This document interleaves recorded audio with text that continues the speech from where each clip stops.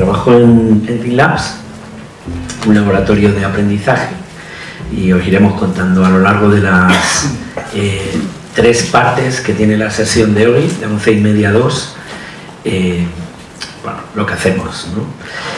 Parte de lo que hacemos y nuestra función en este encuentro en ThinkSour es elaborar contenidos.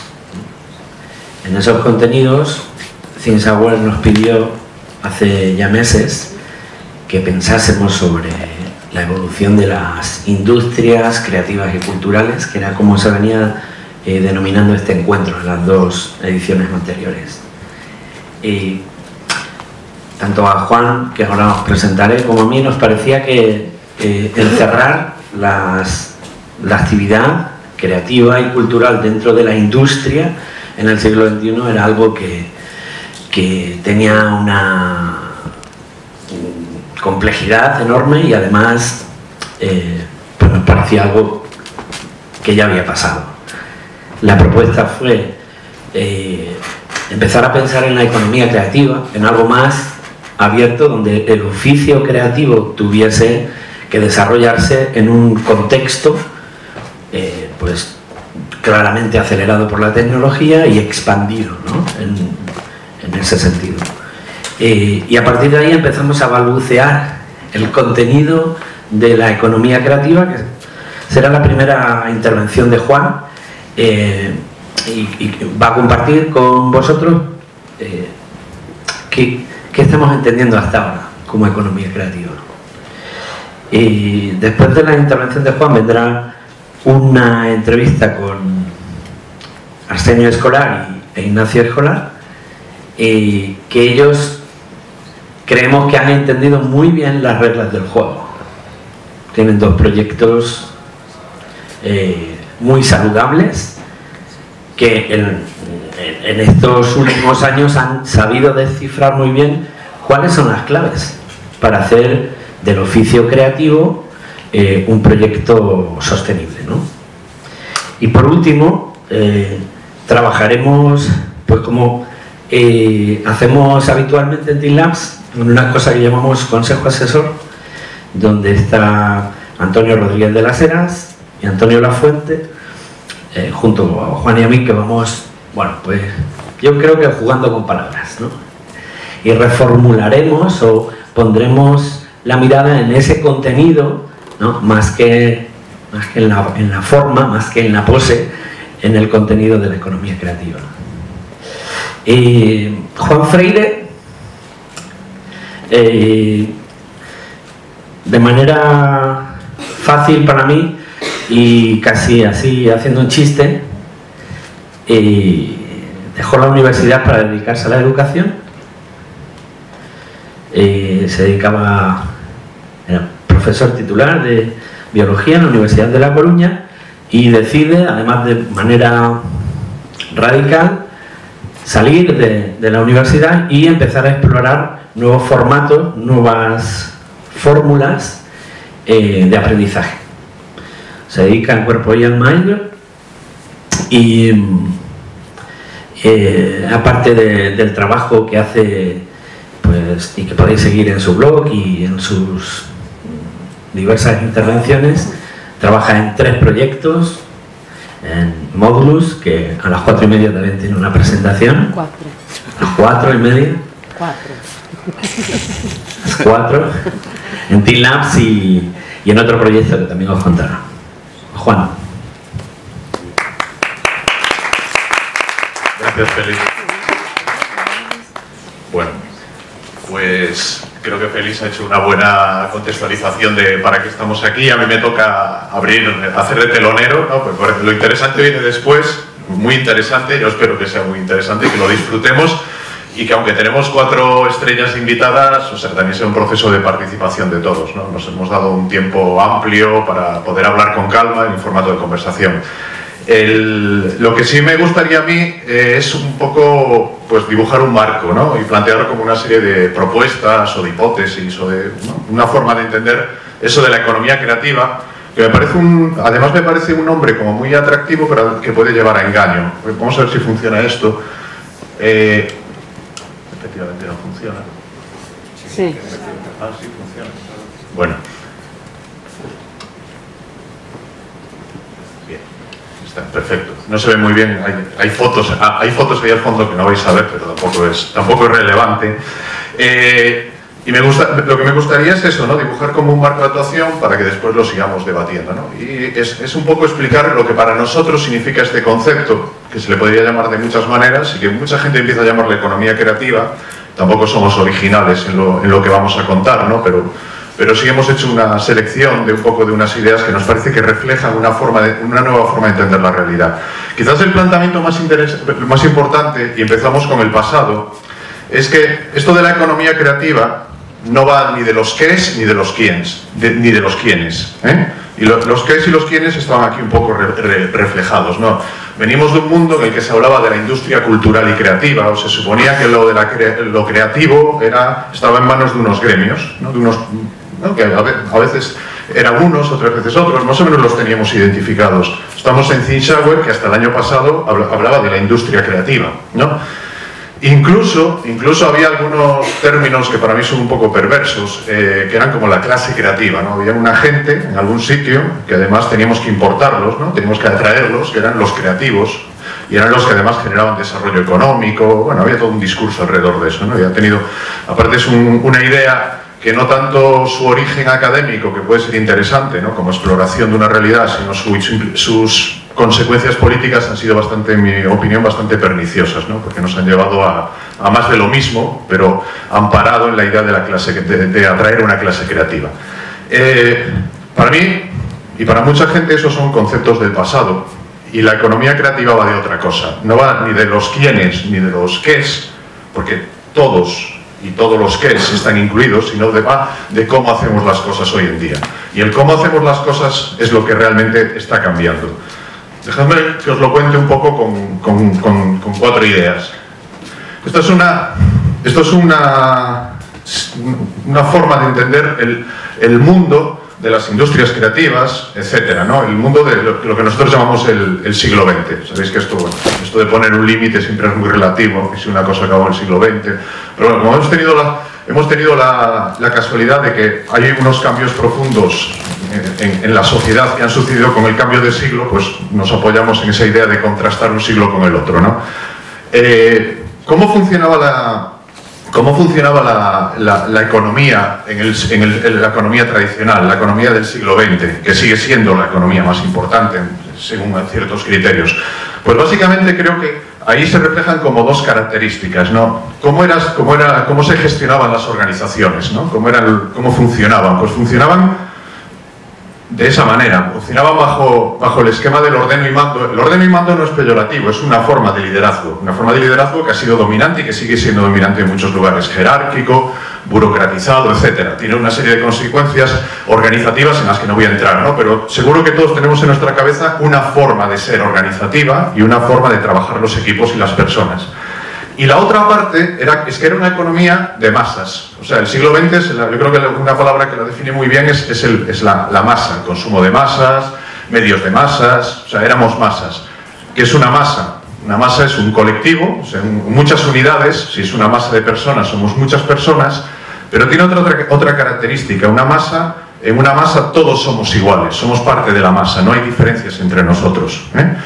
Y de ahí vienen cosas como la economía de escala, o sea, se trata de hacer lo mismo, de hacerlo muy bien y hacerlo cada vez de forma más eficiente, ¿eh? Y vender mucho de lo mismo, que todos leamos el mismo programa, leamos los mismos periódicos, etcétera, etcétera, ¿no? Eso tiene toda una serie de consecuencias, ¿no? Es el mundo de la publicidad clásica y todo el mundo que hemos vivido durante bastante tiempo y que realmente refleja muy poco la realidad actual. Ahora, no todos leemos lo mismo, todos leemos diferente, todos vemos diferente, todos opinamos diferente. O sea, estamos en el mundo de la diversidad. Esa idea de masa es una idea que se está quedando obsoleta, ¿eh?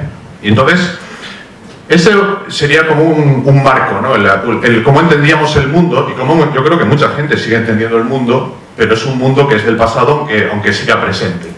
Contra ese mundo, que un poco provocativamente lo dibujaba en gris, está el mundo de los que queremos dibujar, ¿no? El mundo de los colores, de la diversidad. ¿Cómo funciona el mundo en el siglo XXI, o está empezando a funcionar el mundo. Algunos elementos básicos. El primero, o sea, es un mundo que lo digital ha desbaratado absolutamente todo. O sea, todo lo que antes se hacía de una manera, ahora se puede hacer de otra manera, más rápida, más eficiente, etcétera, gracias a la tecnología. O sea, ha roto un montón de esquemas, un montón de reglas de juego, ¿no? De tal forma que hoy en día podemos decir que, digamos que los medios de producción o las infraestructuras, la tecnología, no es un factor de competitividad. ¿Por qué? Porque se ha abaratado mucho, se ha potenciado mucho y todos tenemos acceso a esas infraestructuras y esas tecnologías. ¿Cuáles son los factores diferenciales? ¿Qué es lo que nos hace como empresa, como organización o como país ser competitivos? Pues primero, volvemos a lo básico, volvemos a la idea de la creatividad. O sea, ¿qué es lo que no puede reproducir una máquina? Lo que no puede reproducir una máquina es lo que es eminentemente humano, es la creación, es el acto de creación, el acto de ser creativo, de producir, de idear algo nuevo, de conceptualizar algo nuevo y llevar eso algo nuevo a la realidad, y llevarlo al mercado, llevarlo a la sociedad, depende de los objetivos que tengamos cada uno. O sea que recuperamos ese elemento como factor diferencial. Es lo que podemos resumir como innovación o como creatividad, lo podemos llamar de muchas maneras, ¿no? Tampoco quiero entrar en el debate semántico. Y el segundo elemento relacionado con eso es que vivimos en un mundo en cambio continuo. O sea, esto no ha hecho más que empezar, no estamos en otra fase, estamos cambiando de fase y las cosas cambian. Bueno, después Nacho y Arsenio nos hablarán de los medios de comunicación. Miremos atrás y veamos cuántas veces han cambiado los medios de comunicación, o sea, todo lo que ha pasado en los últimos años, ¿no? Y lo que nos queda por ver, ¿no? Lo que nos queda por ver de cómo serán en el futuro.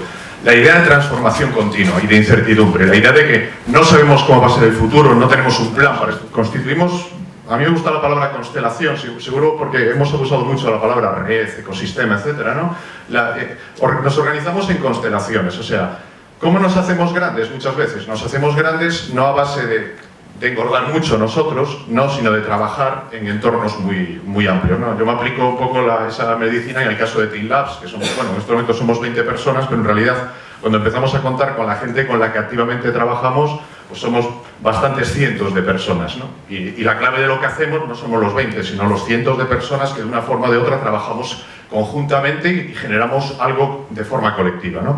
Entonces esa idea de la constelación, esa idea de que somos muchos pequeños, sigue habiendo los grandes, las relaciones ya no son del mismo tipo, ya no hay esa dominancia que había antes, porque los pequeños ya nos organizamos de otra manera, y que muchos de esos pequeños están destinados a seguir siendo pequeños, que no quiere decir que estén destinados a no tener éxito, sino que el éxito lo puedes alcanzar de formas muy diferentes, ¿no? Esa es la segunda idea. Y la tercera idea tiene que ver, eso es casi como un deseo, es la cuadratura del círculo, ¿no? Estamos acostumbrados en el mundo de las masas, estamos acostumbrados a que si querías hacer mucho de una cosa tenía que ser siempre igual, o sea, tenías que priorizar o el tiempo, o el precio, etcétera, etcétera. Hoy en día se da la circunstancia de que gracias al uso de la tecnología y al potencial que tiene, digamos, nuestra capacidad de innovación amparada en la tecnología, a veces podemos ser, lo que se dice ahí, ser mejores, más rápidos, más baratos, más pequeños, más ligeros y más personalizados todo a la vez. Y eso es casi un deseo, pero tiene mucho que ver con la nueva palabra de moda, que ya no es la masa, sino que la palabra de moda, una de las palabras de moda es el crowd, ¿no? Crowd no es masa, es multitud, ¿no? Y aquí, para mí, una definición quizás poco académica, fijaros, multitud, ¿qué es? Aparentemente es lo mismo que masa, es un colectivo muy grande, pero en una multitud todos somos distintos. Cuando todos somos distintos, si somos capaces de coordinarnos, podemos generar algo diferente. Podemos generar lo que se ha venido a llamar inteligencia colectiva, o sea, una forma de inteligencia distinta a la suma de las individuales. Entonces, no es que antes fuéramos todos iguales y no distintos, siempre hemos sido todos iguales. Pero antes se nos trataba como iguales y además cuando éramos distintos quizás no teníamos medios de coordinación, porque nos faltaba, entre otras cosas, la tecnología. No voy a entrar aquí en detalle, pero todos somos conscientes en las últimas décadas, de las historias que demuestran cómo ahora somos capaces de coordinarnos a escalas antes nunca vistas, de miles y centenares de miles y de millones de personas. Activismo político, producción de conocimiento, creación de nuevos modelos organizativos empresariales, partidos políticos. Hay un montón de evidencias de que ahora podemos organizarnos como multitud, o sea, uniendo diferencias, no uniendo similitudes, y crear un conocimiento diferencial.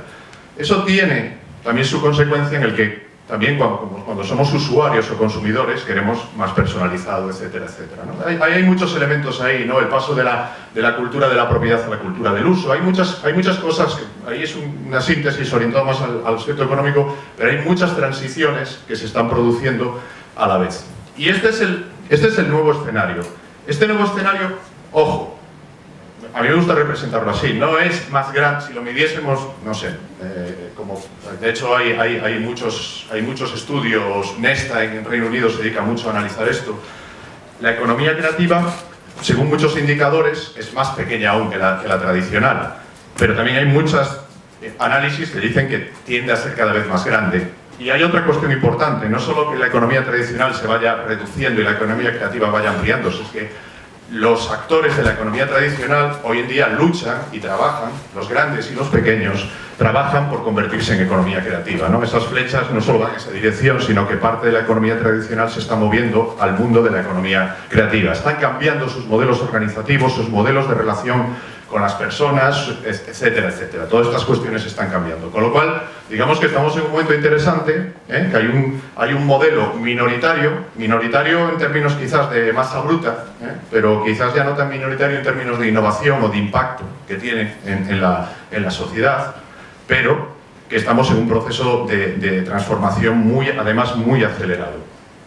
Y eso tiene consecuencias, no voy a entrar aquí, ya lo hemos comentado, eso tiene muchas consecuencias. Aquí está la clave, ¿no? La clave oculta, ¿no? ¿Cómo cambio de un modelo a otro? No es el qué ni es el quién lo hace, sino es el cómo lo hago. Y el cómo lo hago tiene muchas consecuencias en torno a una cosa que trabajamos mucho en Team Labs, de cómo lideramos organizaciones, del modelo de liderazgo y cómo gestionamos las organizaciones, ¿no? Y ahí aparecen algunos elementos, ¿no? Pasamos de las organizaciones que planifican a las organizaciones que prototipan, o las organizaciones que experimentan continuamente, ¿no? Y pasamos de las organizaciones verticales, incluso en comunicación, a las organizaciones que escuchan más que hablan, y además se comunican y se relacionan en múltiples direcciones, ¿no? Es un poco la transición en la que nos estamos moviendo. Creo que después, además, vamos a tener varios ejemplos de organizaciones de ese tipo y nos van a contar cómo esas organizaciones viven en el día a día, ¿no? Y cómo se adaptan a la nueva realidad. En este nuevo modelo de economía creativa, valga la redundancia, y con esto ya casi una de las ideas finales que quería transmitiros, la creatividad, la creatividad es la esencia del proceso, y la creatividad es algo mucho más grande, más potente y más profundo que la creatividad en el sentido clásico a la que estábamos acostumbrados a escuchar hace unos años, ¿no? A mí me gusta mucho cómo lo explica un cineasta que todos conoceréis, que es este alemán, Werner Herzog, ¿no? Que me parece un personaje único en su especie, ¿no? ¿Sabéis? Bueno, tiene varios libros donde cuentan sus experiencias, ¿no? Y tiene algunas experiencias de hacer películas en lugares insospechados como la Amazonía, que casi acaba con la muerte de todo el equipo de producción. O sea, tiene historias, es como un personaje extremo, ¿no?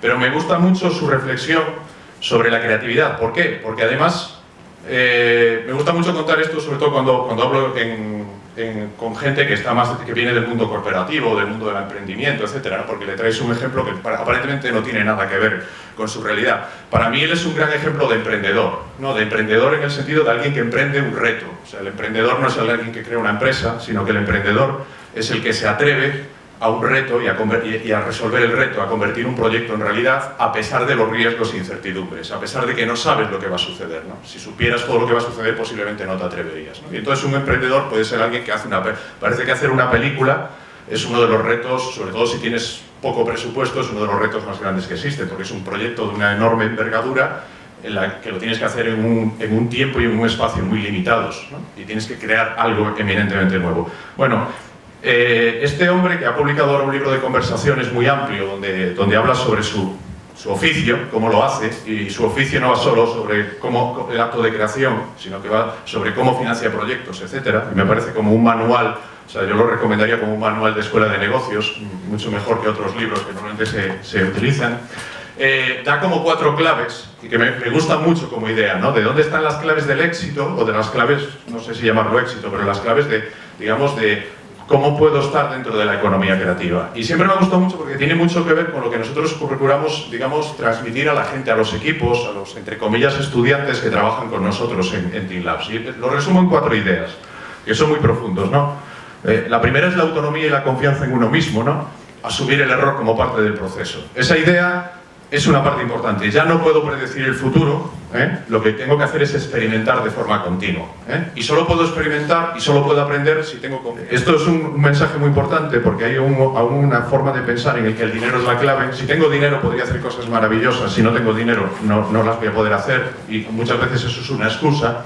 Y es verdad que obviamente el dinero importa, pero muchas veces, incluso en ciertas fases del proceso creativo, podríamos decir, creo que ahora no ya están aquí los inversores, sino mejor no decirlo, que es mejor no tener dinero, tener recursos escasos, ¿no? Y el mundo está ahora lleno de ejemplos de cómo con pocos recursos hay gente que está haciendo cosas maravillosas.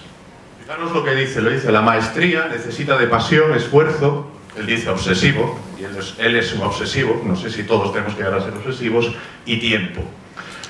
Dice cosas muy importantes. Primero, que hacer un proyecto va de alcanzar la maestría, de aprender en el fondo. O sea, no podemos, en un mundo tan complejo y tan incierto, tenemos que entender que cualquier cosa que hagamos es un proceso de aprendizaje. De hecho, nosotros siempre llevamos a gala decir que en Team Labs da igual que estés en un programa académico o no lo estés, que estés acelerando tu startup o que estés estudiando un grado universitario. Siempre estás aprendiendo. Si no entiendes que estás aprendiendo, estás perdido.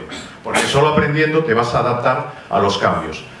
Entonces, aprender te lleva a la maestría, te va a hacer las cosas realmente bien, y solo puedes alcanzar esa maestría si te apasionas con lo que haces, o sea, si te metes en proyectos que realmente te apasionan. Yo creo que vamos después a escuchar a 4 apasionados de los proyectos con los que viven, pero la pasión no llega, después viene el trabajo, y el trabajo requiere tiempo, ¿no? Entonces esa es esa parte de que, ojo, el esfuerzo está ahí, el esfuerzo y el tiempo necesario son otras claves, ¿no?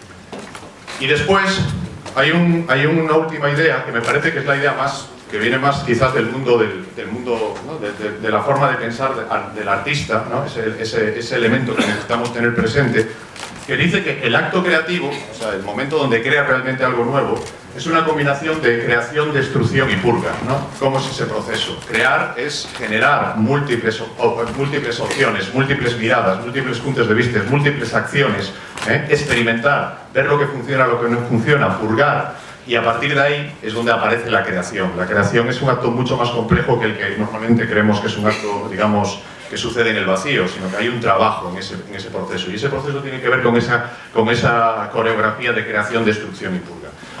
¿Por qué os cuento estos 4 elementos? Porque me parece que son 4 ideas como muy radicales, en realidad muy radicales, pero muy sensatas, y yo diría que hoy en día, si queremos trabajar en el mundo de la economía creativa, y por lo tanto queremos tener un proyecto que digamos, adaptado a la nueva realidad y con posibilidades de éxito, nos deberíamos fijar más en esas 4 ideas, y no tanto en las ideas más convencionales con las que seguimos muchas veces trabajando.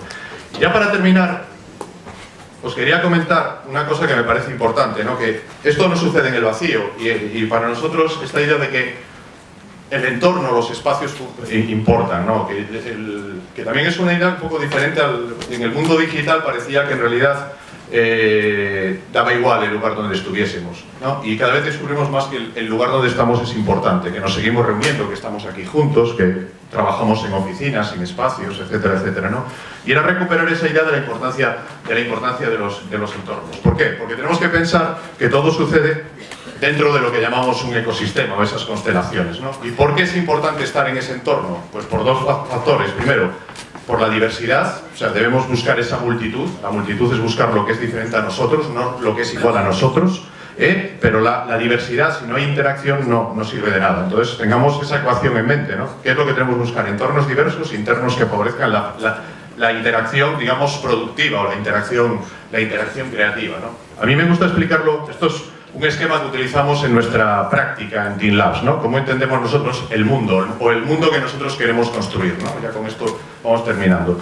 Es la idea de que nosotros entendemos que una persona, dejadme un poco que os lo introduzca, Nosotros siempre decimos, tú formas un equipo y tu equipo es tu entorno de aprendizaje. Y no aprendes de un profesor, sino que aprendes de tus pares. O sea, creemos firmemente en la idea del aprendizaje peer-to-peer. El aprendizaje hoy en día sucede fundamentalmente de manera horizontal. Y que la clave es generar un proceso que favorezca ese aprendizaje. Y tú puedes diseñar un entorno y un proceso que favorece ese aprendizaje o que favorece otro tipo de aprendizajes. Y a nosotros nos gusta ver el mundo como una cebolla que en realidad vivimos en varias capas, en varios entornos. El entorno de tu equipo de trabajo, el entorno del espacio en el que trabajas, porque nosotros normalmente estamos en espacios de coworking, etcétera, no estamos en espacios propios, sino que estamos con otros, y eso es una decisión estratégica. El entorno de las múltiples comunidades en las que te mueves, que a veces son comunidades digitales, a veces son comunidades analógicas, y la mayor parte de las veces son comunidades híbridas, e incluso tu ciudad o tu territorio como otro nivel, como otro entorno en el que tú te mueves. Y cada una de esas capas genera un tipo de diversidades y un tipo de oportunidades de interacción. Y entonces parte de tu estrategia tiene que pasar por construir tu proyecto interaccionando con esas capas. O sea, construir tu propia constelación, como os decía antes. ¿Y por qué? Como os lo comentaba. Porque hoy en día, primero, desarrollar un proyecto en la economía creativa va de aprender. El aprender ha dejado de ser algo que sucede en el colegio, en la universidad, etc. Aprender es algo que sucede sobre todo fuera de las paredes de las instituciones académicas y es una necesidad absoluta. De ahí parte de la crisis de la educación y la importancia que le damos hoy en día a la educación. Y aprendemos de nuestros pares, aprendemos de los que son diferentes a nosotros, pero igual, o sea, igual en el sentido, digamos, más bien jerárquico, ¿no? Pero que son todos diferentes y esa es la gran oportunidad de aprendizaje.